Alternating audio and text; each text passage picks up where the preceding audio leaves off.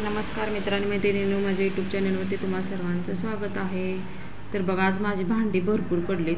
तर एवढी कशी भांडी पडलेत बघा, मी सांगते. तर आज सकाळी मी नाश्ता बनवलेला उपीट आणि त्याच्यासोबत खोबऱ्याची चटणी.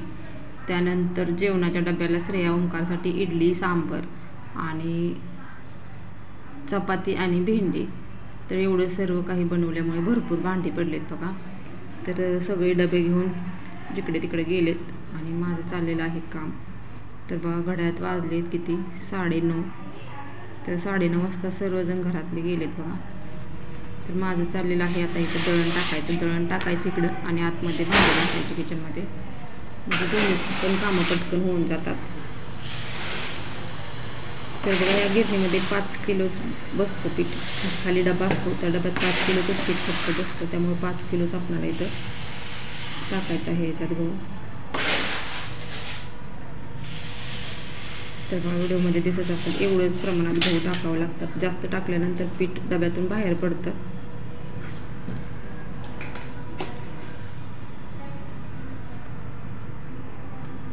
तर सर्व काही व्यवस्थित आहे का बघायचं आणि नंतरच गिरण चालू करायचं बघा.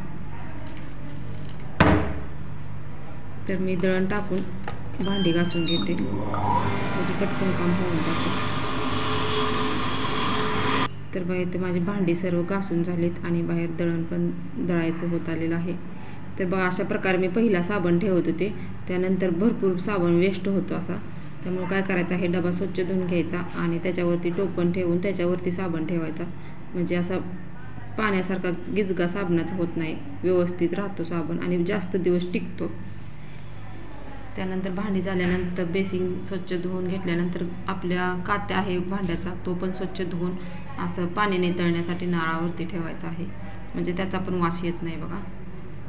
आणि आपण तसाच साबणावरती ठेवल्यानंतर साबण पण किचकिच होतो आणि कात्याचा पण वास येतो. तर त्यानंतर बेसिंगच्या त्या थोडं पाणी सोडायचं आहे, म्हणजे वास पण येत नाही बघा. तर अशा प्रकारे माझं सर्व किचनमधलं आवरून झालेलं आहे आणि भांडी पण मला अर्धा तास लागला एवढी सर्व भांडी घासण्यासाठी. तर किचनमधलं गॅस कट्टा पूर्ण आवरलेला आहे माझा. त्यानंतर 10 वाजता माझी देवपूजा असते बघा. रोजचं मला वेळ होतो, रोज सकाळी मी 10 वाजता पूजा करते. 10, 10:15 वाजतात, सकाळी काय होत नाही. तर बघा, 10 वाजलेत आणि माझी देवपूजा चाललेली आहे. तुळशीपाशी रांगोळी काढायचं चाललेलं आहे आणि तुळशींना हळदी कुंकू वाहायचं चाललेलं आहे. तर बघा, तुळशी पण माझ्या छान आलीत आणि तुळशीचे लग्न पण लावलेले आहेत मी.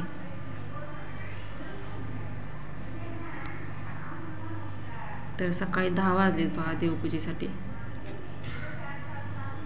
तर देवासमोर पण छान अशी रांगोळी काढून घेतलेली आहे.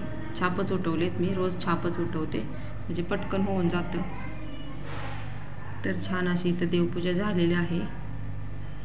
तर बघा, 10:30 वाजलेत मला देवपूजा करेपर्यंत. आणि नेहमी देवाऱ्यावरती 2 दिवे लावायचं देवासमोर. असं म्हटलं जातं की 1 दिवा लावून 2 दिवे लावाय.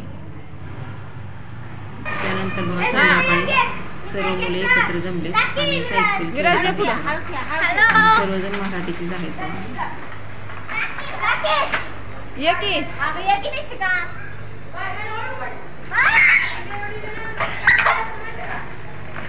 काय केलं होय, गाडी साईडला उभा राहा, गाडी आल्या. तर बघा, सर्वजण खेळत आहेत. 9, 9:15 वाजल्या म्हणजे खाली जातात सायकल खेळायला. का तर संध्याकाळच्या गाड्या कमी येतात त्यामुळे.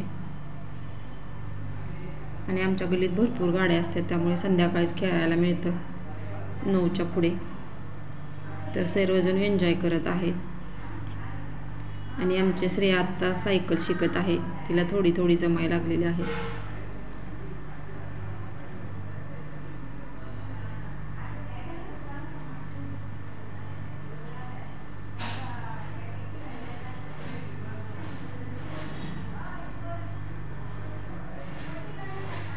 तर बघा, सर्वजण मराठीची मुलं आहेत. आणि त्यानंतर सायकल खेळून आल्यानंतर बघा, डान्स कसा चाललेला आहे.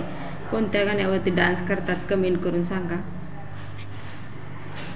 तर यांचं एन्जॉय करायचं चाललेलं आहे बघा.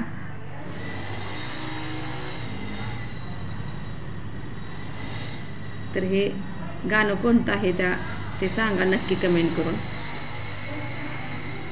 तर कसा वाटला आजचा व्हिडिओ नक्की कमेंट करून सांगा. भेटूया नेक्स्ट व्हिडिओमध्ये. तोपर्यंत सर्वांना बाय बाय.